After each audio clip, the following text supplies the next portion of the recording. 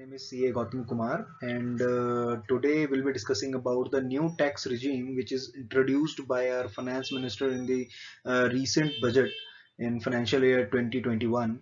So let's discuss one by one. So the first thing which has been introduced in the new tax regime is that अगर कोई भी salaried person कोई भी individual और pensioner अगर चाहे तो वो न्यू टैक्स रिजीम और ओल्ड टैक्स रिजीम के बीच हर साल चुन सकता है अपनी कन्वीनियंट के हिसाब से कि उसे कौन से साल में कौन से रिजीम के अंदर में अपने इनकम टैक्स रिटर्न को फाइल करना है। बट ध्यान रखने वाली बात यहाँ पर यह है कि बिजनेस इनकम अगर आपकी है या आप कोई बिजनेस यूनिट है तो आपको ये फैसिलिटी हर साल अवेलेबल नहीं है। बिजनेस यूनिट्स को सिर्फ एक बार वो फैसिलिटी दी जाएगी कि आप ओल्ड रिजीम में रहना चाहते हैं या न्यू रिजीम में रहना चाहते हैं, and if one selected you can't change it further. So next thing which will be seeing is जो टैक्स सेविंग्स या जो हमारे पास एग्जेम्पशंस अवेलेबल थी ओल्ड रिजीम में, तो अगर हम उसको देखते हैं तो हमारे पास जैसे 80C, 80CCC और 80CCD ये तीन सेक्शंस हुआ करते थे जिसमें हम 1.5 लाख तक इन्वेस्टमेंट कर सकते थे और डिडक्शन ले सकते थे। 80C में आपको पता होगा PPF, ELSS, tax saving FD का ऑप्शन हुआ करता था वहां पर। फिर 80CCC पेंशन प्रोडक्ट्स और 80CCD में सेंट्रल गवर्नमेंट की एम्प्लॉय पेंशन स्कीम हुआ करती थी। ये अभी भी सेक्शंस अवेलेबल हैं, बट अगर आप न्यू टैक्स रिजीम में जाते हैं तो आपको इनको फोरगो करना पड़ेगा। आप ये सारे एग्जाम्पशंस अवेल नहीं कर सकते। इसको हम फर्दर भी डिस्कस करेंगे आगे।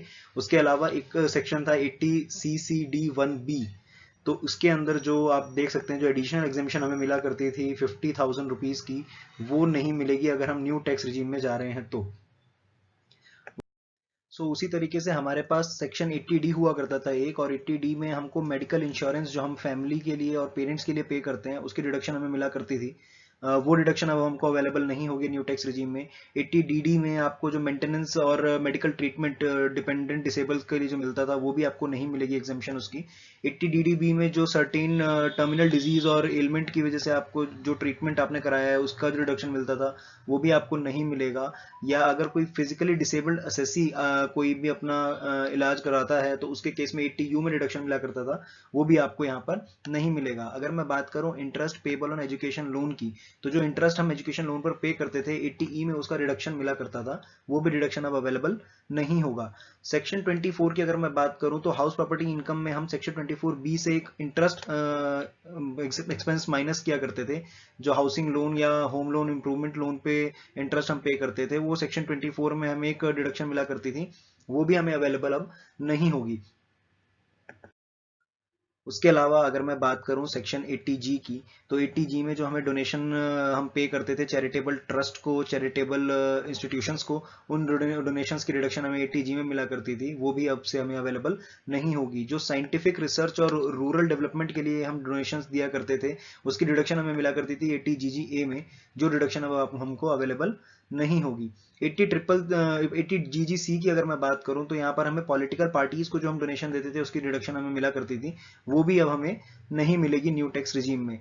80GG की अगर मैं बात करूं, इन केस आपको HRA आपके पास अवेलेबल नहीं है और आप रेंट पे करते हैं तो 80GG की जो सर्टेन कंडीशंस अगर आप फुलफिल करते थे तो 80GG में आपको डिडक्शन मिला करती थी उस रेंट की, वो डिडक्शन भी अब अवेलेबल नहीं है। सिमिलरली 80TTA और 80TTB सेक्शन हुआ करता था जो आपको सेविंग अकाउंट के इंटरेस्ट पर डिडक्शन की बात करता था, ये डिडक्शन भी अब अवेलेबल आपको नहीं होगी।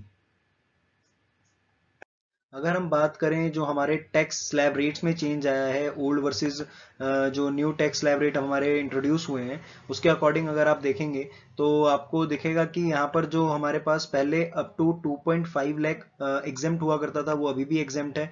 अप टू 5 लाख यानी 2.5 लाख से 5 लाख 5% टैक्स रेट हुआ करता था, वो 5% ही है। इसके आगे अगर आप देखें तो इनकम को और ज्यादा तोड़ा गया है, हर 2.5 लाख के बाद स्लैब रेट को चेंज किया गया है, जबकि ओल्ड टैक्स रिजीम में ये हुआ करता था 5 to 10 लाख 20%। जो आप देख सकते हैं 5 to 10 लाख जो है वो 20% हुआ करता था और अबव 10 लाख पर वो 30% हुआ करता था। तो अब अगर मैं न्यू टैक्स रिजीम की बात करूं तो 5 to 7.5 lakh it is 10%, 7.5 lakh to 10 lakh it is 15%, 10 lakh to 12.5 lakh it is 20%, 12.5 lakh to 15 lakh 25%, and above 15 lakh it is 30%। सो अगर आपकी इनकम अप टू 15 लाख है तो अगर आप न्यू टैक्स रिजीम को फॉलो करेंगे तो आपका टैक्स रेट का बेनिफिट जो है वो आपको मिलेगा। बट ऑब्वियसली जो सर्टेन डिडक्शंस हमारे पास अवेलेबल नहीं है वो भी आपको ध्यान में रख के अपना टैक्स रिजीम चुनना होगा कि आप ओल्ड में रहना चाहते हैं या न्यू में रहना चाहते हैं। आगे हम बात करते हैं आपको कौन कौन सी एग्जामेशंस, जैसे हमने पीछे भी डिस्कस किया, तो कौन कौन सी एग्जामेशंस आपको फोरगो करनी पड़ेंगी। तो सबसे पहले जो आपको एलटीए मिला करता था, एक एलटीए नाम की चीज मिला करती थी, वो आपको छोड़नी होगी। एलटीए अब अवेलेबल नहीं होगा आपके पास न्यू टैक्स रिजीम में। उसके अलावा हाउस रेंट अलाउंस की बात करें तो सैलरीड पर्सन का एचआरए एक बड़ा इंपॉर्टेंट पार्ट बन जाता है, तो वो एचआरए भी आप क्लेम नहीं कर पाएंगे अगर आप न्यू टैक्स रिजीम में हैं तो।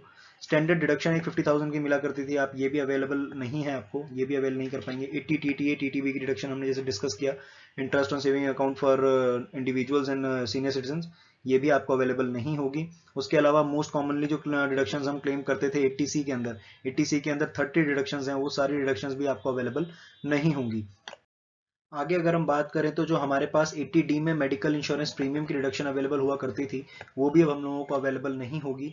उसके अलावा 80DD और DDB में जो हमें सर्टेन इलनेस की और डिसेबिलिटी के ऊपर जो हमने खर्च किया उसकी रिडक्शन मिला करती थी, वो भी अवेलेबल हमको नहीं होगी। 80E में जो हम इंटरेस्ट ऑन एजुकेशन लोन की बात करते थे, जो हमें एग्जेम्पशन मिला करती थी, वो भी हमें अब अवेलेबल नहीं होगी। 80G में हम जो चैरिटेबल इंस्टीट्यूशन को डोनेशन देते थे, उसकी भी रिडक्शन हमें अवेलेबल नहीं होगी। और अदर जितनी भी हमारी रिडक्शन बचती है चैप्टर 6A की, वो रिडक्शन भी हमें अवेलेबल अब नहीं होंगी। तो हमें कौन कौन सी रिडक्शन अब अवेलेबल होंगी न्यू टैक्स रिजीम में, तो अब हम उसको डिस्कस कर लेते हैं।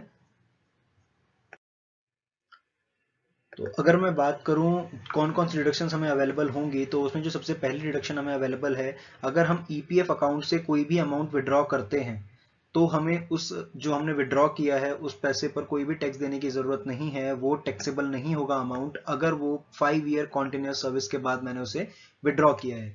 अगर 5 साल के बाद मैं अपने ईपीएफ अकाउंट से कोई भी अमाउंट विड्रॉ करता हूं तो वो टैक्स फ्री होगा। उसके अलावा जो सेकंड पार्ट है कि अगर पीपीएफ की मेच्योरिटी पर मुझे कोई अमाउंट रिसीव हुआ है तो उस पर भी कोई टैक्स मुझे नहीं पे करना है, और जो ईयरली इंटरेस्ट क्रेडिट हो रहा है मेरे पीपीएफ अकाउंट में तो उस पर भी कोई भी टैक्स मुझे पे करने की जरूरत नहीं है। अगर मैं बात करूं नेशनल पेंशन इनकम की, तो नेशनल पेंशन इनकम अगर तो वो मेच्योर हो रही है और उससे कोई प्रोसीड्स आया है तो उस पर कोई भी टैक्स देने की जरूरत नहीं है, वो टैक्स फ्री है। और उसके अलावा अगर प्री मेच्योर आपने कराया है तो जो प्री मेच्योर क्लोजर पर आपको अमाउंट मिला उसका अप टू 40% आपका टैक्स एग्जेम्प्ट रहेगा। 1010D की अगर मैं बात करूं तो यहाँ पर जो लाइफ इंश्योरेंस प्रोसीड्स आपको मिला करती थी, whether it is sum assured और any bonus paid on life insurance, that will be completely tax free in the new tax regime also. अगर मैं बात करूं मेच्योरिटी अमाउंट जो हमें मिला करता था सुकन्या समृद्धि योजना से, तो सुकन्या समृद्धि योजना आपको 80C में अब डिडक्शन ओल्ड रिजीम में अवेलेबल होती है जब आप सुकन्या समृद्धि योजना में इन्वेस्ट करते हैं तो। बट अगर न्यू टैक्स रिजीम की बात करूं तो 80C की डिडक्शन तो आपको अवेलेबल नहीं है सुकन्या समृद्धि योजना की, लेकिन अगर सुकन्या समृद्धि योजना से कोई मेच्योरिटी पे आपको अमाउंट मिल रहा है विद इंटरेस्ट तो आपको उस पर कोई भी टैक्स पे करने की जरूरत नहीं है।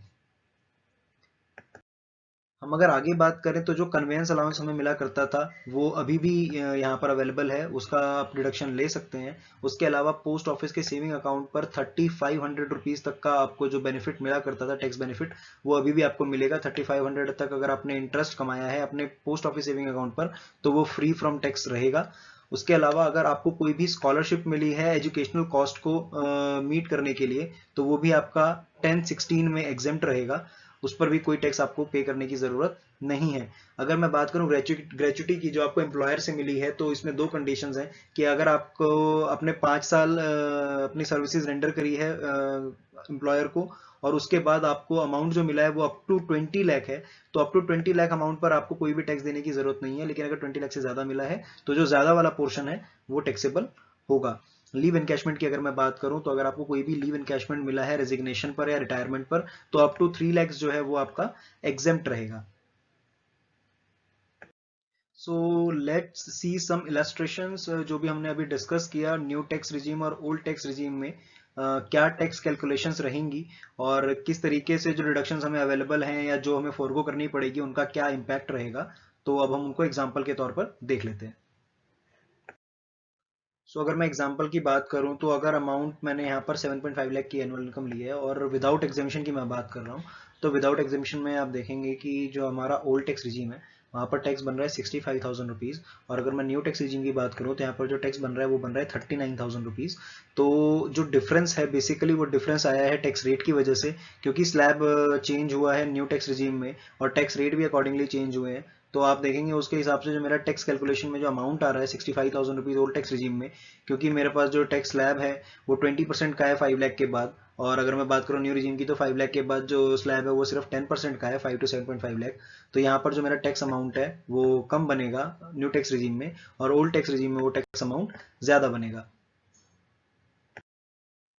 So let see the same example with exemption. अगर मैं एग्जेम्पशन की बात करूं तो आप देख सकते हैं यहाँ पर मैंने एज्यूम किया है कि 80C में 1.5 लाख की इन्वेस्टमेंट, 80CCD में 80CCD 1B में 50,000 की इन्वेस्टमेंट और 80D में 50,000 की इन्वेस्टमेंट मैंने करी है।